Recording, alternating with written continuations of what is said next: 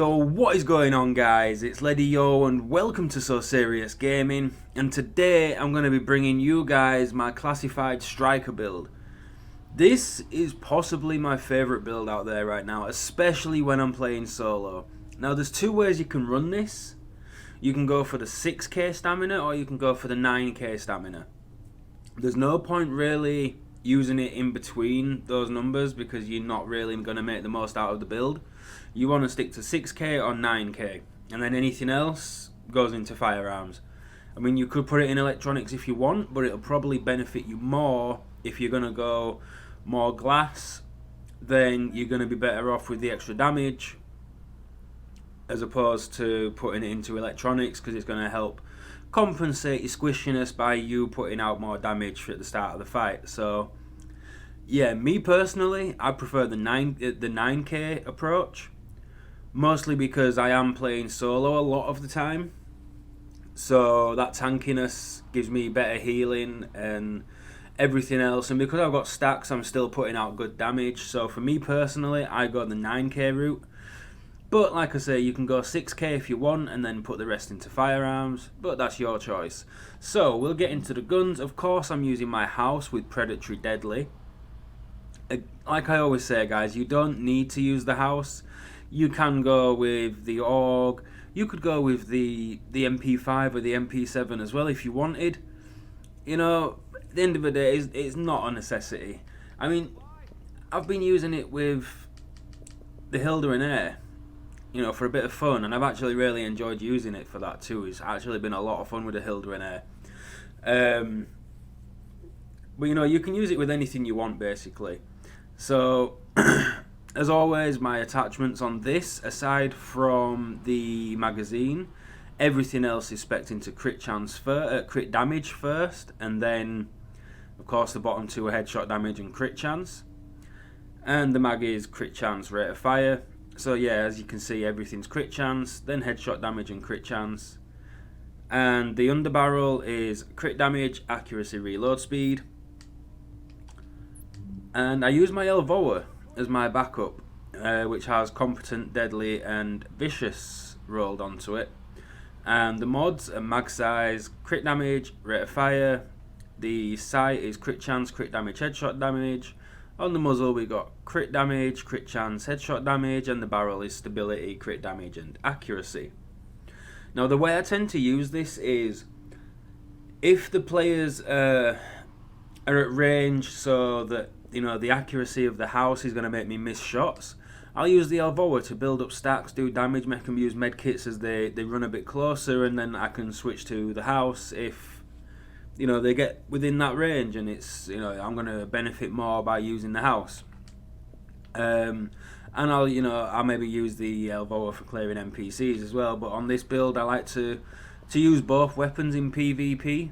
And like I say, I'll use the Elvoa for when they're at a bit of range, build up those stacks as they're trying to close that gap.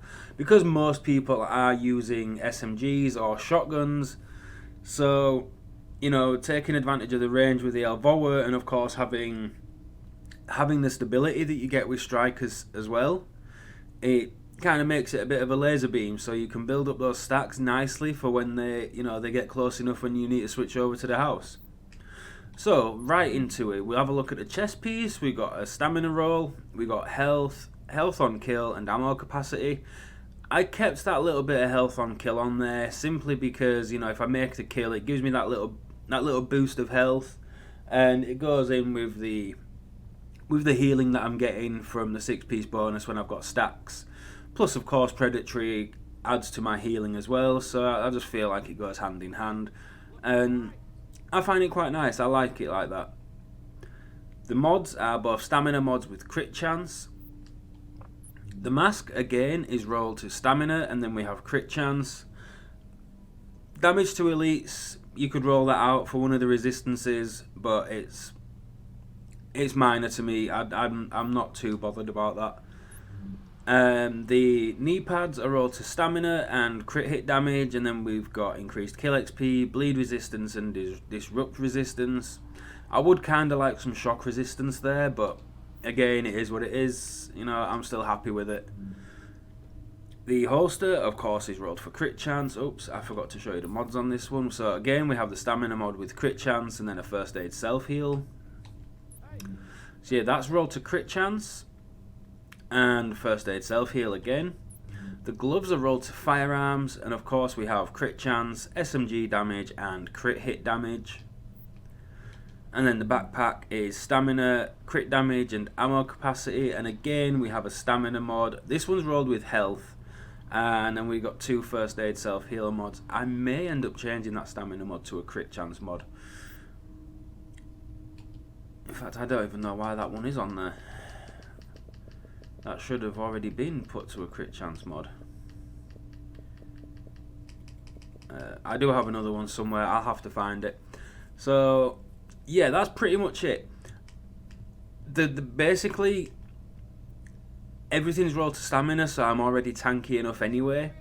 So everything else is just rolled to crit chance and crit damage to maximise the damage output. And of course, when I get those stacks, high crit chance, high crit damage, it's going to hurt like hell basically, you know. So everywhere you can, roll crit chance, roll crit damage, put your stamina mods in with crit chance, and you'll be pretty nice. At the moment I'm 49.5%. Once I replace that other mod, it'll put me up to 50.5 and then 132% crit damage. And of course there's no skill haste. So the way that I run this, obviously the immunizer I use for, you know, cleansing any bleed. I'll use it as a form of heal. The booster shot I don't use as a heal so much. I use it for the damage resistance and the damage buff, and that kind of does go pretty nicely when I'm using strikers as well, because strikers, especially when you have the healing, does make you quite tanky. So just having that extra bit of resistance, especially if you've had to combine it, say, with critical save or on the move, then it just makes you that nice bit tankier, and you can face trade. And obviously, you know, if you've got 100 stacks, you're probably going to win that gunfight. So yeah, that's how I like to use those. Now when I'm in a team, I will obviously run combat medic. If I'm not in a team, like I always say, because I'm not using a pulse, I'm using 2 forms of healing basically. I use precision, headshot them, it gives me a mini pulse on that person or NPC or whatever for 10 seconds, which gives me a few percent. I think it's like 5% crit chance and 5% crit damage or something like that, which just contributes to my damage output slightly and essentially improves my DPS, so to speak. So critical save for me is an absolute must. Use a medkit during low health to increase damage resistance by 20% for 10 seconds. So when you go into that last bar of health, you use your medkit and you get a 20% damage resistance buff for 10 seconds. And strike back, again, for me, especially when you're solo, is a huge deal. Regardless of how slow or fast cooldowns are, it helps out immensely. So reach low health to reduce active skill cooldowns by 20%. So again, when you go into that final segment of health, it will essentially bring your cooldowns down by 20%. So that's really helpful. And then on the move, kill a hostile while moving to reduce incoming damage by 15% for 10 seconds. Again, it's a huge deal. It helps out so much, and when combined with things like the booster shot or critical save or both, it makes you pretty darn tanky. So yeah, that's the build, guys. I absolutely love running this build. It's really enjoyable. Now I will say this, don't think just because you're using strikers you're getting all that healing and you've got all that damage that you're going to go out there and you're just going to wreck house. You do need to be landing those shots. If you miss shots, you're going to get punished for it. You know, you need to have a decent shot. You need to play with it the right way so you can build up those stacks and you can take advantage of those stacks. So yeah, don't just assume that just because it's nice and tanky, it's got good damage output, that you're just going to be able to wreck shop. You need to land those shots consistently to build up those stacks and maintain those stacks. So yeah. Now, as you know, one of the biggest or best counters for this build, and it says it in the description too. Where is it? Every hit with the bonus missing shots drop. Where did it go? I'm sure it says somewhere.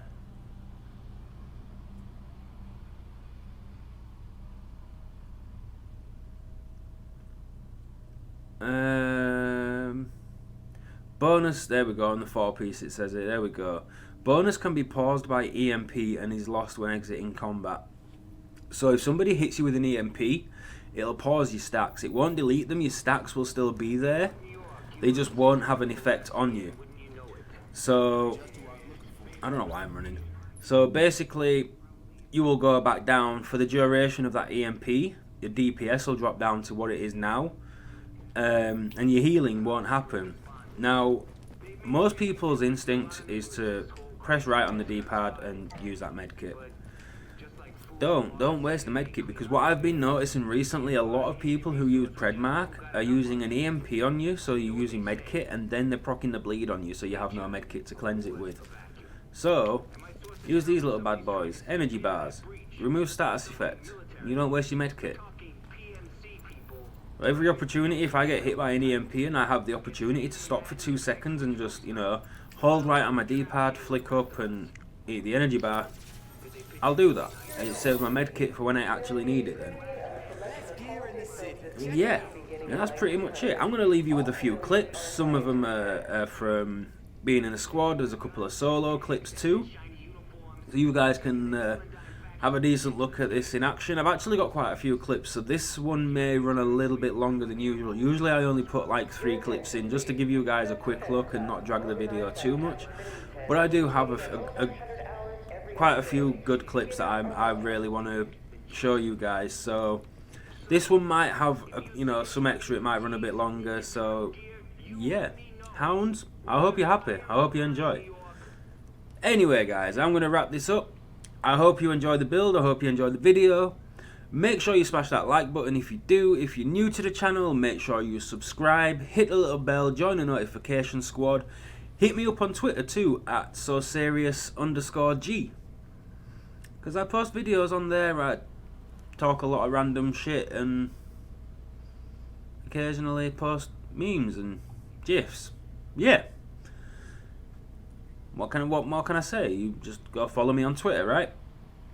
Anyway, guys, comment below. Let me know what you think of the build. Do you run it differently? All the usual things.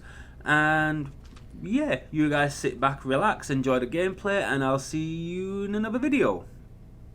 Ta-da for now.